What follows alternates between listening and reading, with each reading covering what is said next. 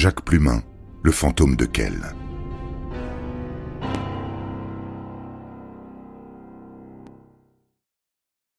Le 25 juillet 1999, une Strasbourgeoise de 30 ans est retrouvée morte dans l'arrière-cour de son immeuble. Encore aujourd'hui, il est impossible d'établir un lien certain entre la mort de Sylvia Hieronymus et Jacques Plumin. Au moment des faits, ce dernier n'était pas encore connu des services de police. Même si ses relations avec ses ex-compagnes peuvent prêter à scandale, il n'a encore commis aucun meurtre. Aucune enquête judiciaire n'a été ouverte à son encontre. Ce qu'il s'est passé lorsqu'il était à l'armée reste à l'armée.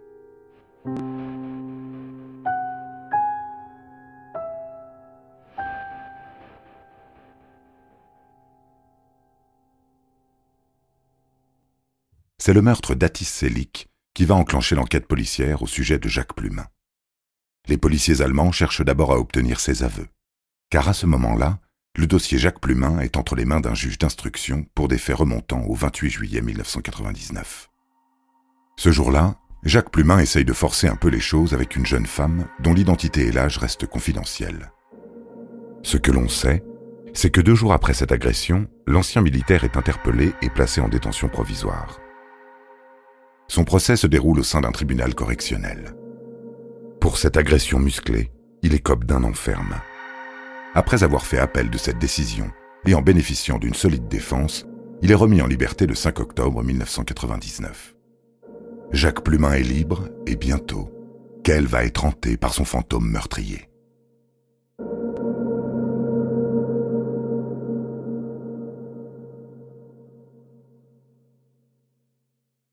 En Allemagne, la route du fantôme finit par croiser celle de Atis Selik, 22 ans, une jeune femme turque qui travaille de nuit dans une maison de retraite de Kell.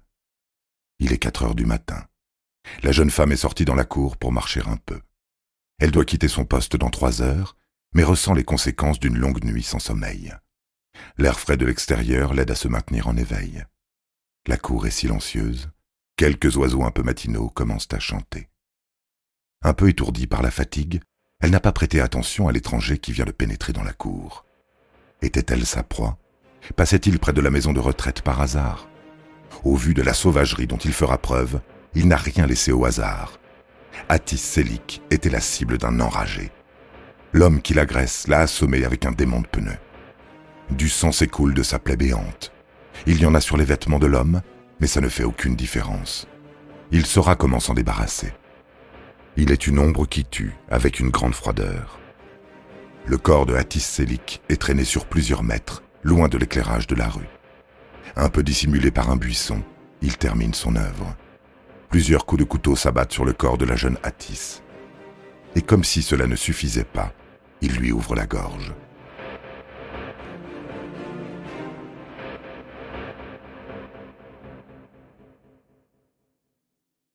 Du point de vue judiciaire, Jacques Plumin n'est pas considéré comme coupable de ce crime. Il niera toujours les faits. En novembre 1999, le fantôme de Kell, comme on le surnomme désormais, commet un impair. Il agresse Barbel Zobel, une femme de 38 ans, mais rate son coup. Encore une fois, l'agression s'est déroulée aux alentours de 4 heures du matin. Ça s'est passé devant la porte du domicile de la victime. Jacques attendait là, caché derrière un muret, que sa proie sorte. Il connaissait certainement ses habitudes. Barbel commence son travail très tôt, ce qui l'oblige à quitter la maison en pleine nuit.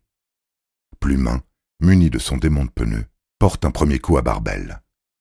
Il ne frappe pas assez fort, ou peut-être pas au bon endroit. Barbel hurle de douleur, appelle à l'aide. Son mari, qui était déjà réveillé, saute du lit et se précipite dans les escaliers. Lorsqu'il est apparu à la porte d'entrée, Jacques venait de prendre la fuite. Si M. Zobel n'en a pas eu le temps, sa femme a bien mémorisé son visage. Cela fait 2 crimes en moins d'1 mois. Les enquêteurs n'ont que très peu de temps. Moins de 2 semaines après l'agression de Barbel, une autre résidente de Kell se fait battre à mort, trancher la gorge et arracher sa culotte. Elle s'appelle Gisela Dallmann, et ce qui inquiète les enquêteurs, c'est qu'elle n'a pas du tout le profil des autres victimes. C'est une retraitée de 66 ans.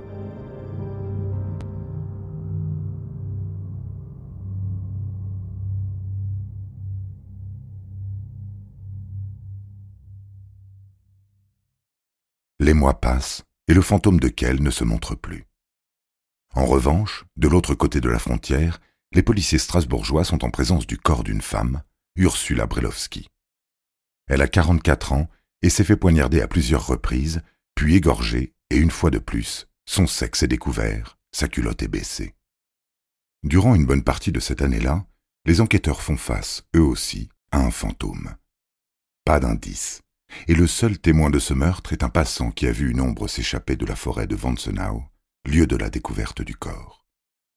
Ils finissent par faire le rapprochement avec le tueur qui a sévi durant la fin de l'année 1999 à Kell, mais rien de plus. Jusqu'au 19 janvier 2001, où un malheureux automobiliste va subir la colère de Jacques Plumin, permettant, au passage, son arrestation. Ce jour-là, la victime, qui est dans sa voiture, croise la route du fantôme de Kell. L'automobiliste ne comprend pas pourquoi, mais ce dernier a décidé de lui barrer la route en lui faisant une queue de poisson.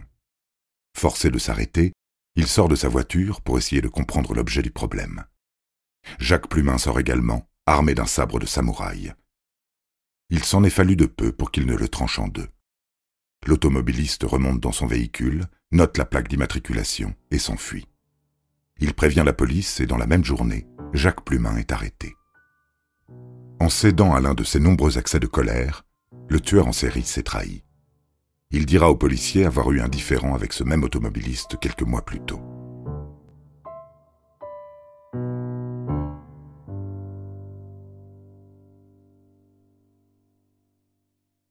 Jacques Plumin n'est pas encore relié aux affaires de Kell et de Strasbourg.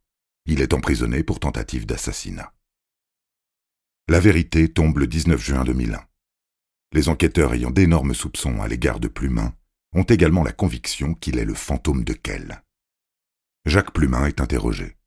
Lors de son interrogatoire sur les crimes commis, il avoue assez facilement et raconte le meurtre d'Ursula Brailovsky. Il reconnaît sa tentative d'assassinat sur Barbel et détaille les circonstances du meurtre de Gisela Dallmann. Dans la nuit du 4 décembre 1999, il aperçoit cette dame de 66 ans, toute seule dans la nuit, en train de faire la tournée de distribution des journaux. Jacques n'a eu qu'à s'approcher d'elle par derrière pour l'égorger. Cependant, il n'avait pas prévu que la retraitée se défende. En plaquant sa main devant la bouche, il se fait mordre. Armé du démon de pneu, il vient à bout de sa victime en la frappant violemment derrière la tête. Il l'a ensuite traînée dans un coin pour l'égorger et la déshabiller. En ce qui concerne Ursula Brailovsky, ça s'est passé le 15 mai au soir, aux alentours de 21h. Cette enseignante faisait du vélo sur l'un des sentiers de la forêt de Wantzenau, près de Strasbourg. Plumin s'est jeté sur elle parce qu'à cette époque, il n'avait pas trouvé d'autres victimes faciles à attraper. Cette fois-ci, il n'était pas avec son démon de pneu. Il n'avait qu'à la frapper pour l'assommer. La suite, vous la connaissez déjà.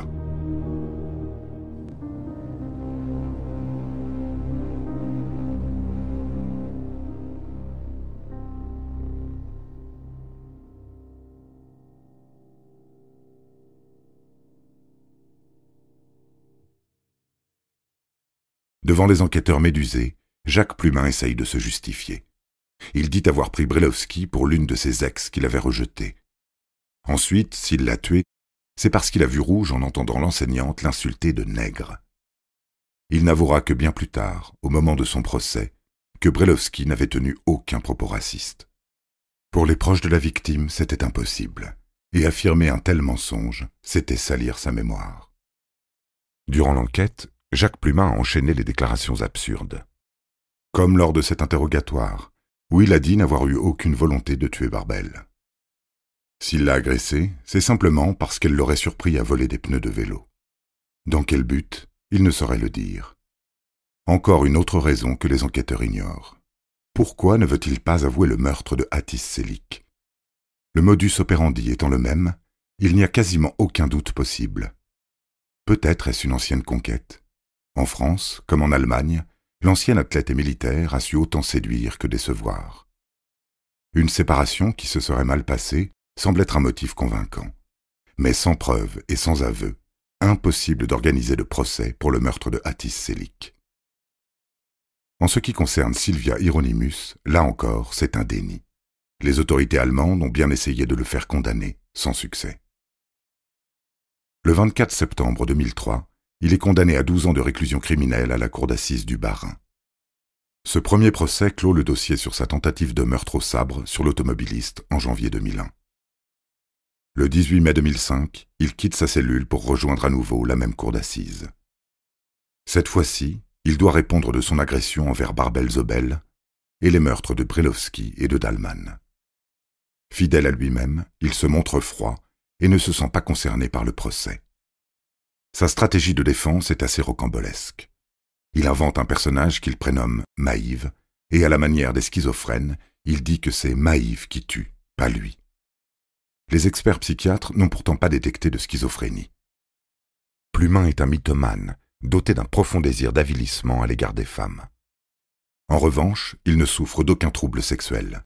Voilà pourquoi, contrairement à d'autres tueurs psychopathes, il ne violait pas ses victimes lorsqu'elles étaient mortes. Après 2 semaines de procès, le fantôme de Kehl est condamné à 30 ans de réclusion criminelle, avec une peine de sûreté de 20 ans. Mais comme il était déjà en prison depuis 2002, cette peine de sûreté a déjà expiré en 2022. Il a été officiellement acquitté pour les meurtres de Hattis Selig et de Sylvia Hieronymus. Jacques Plumin est libérable de prison depuis janvier 2021.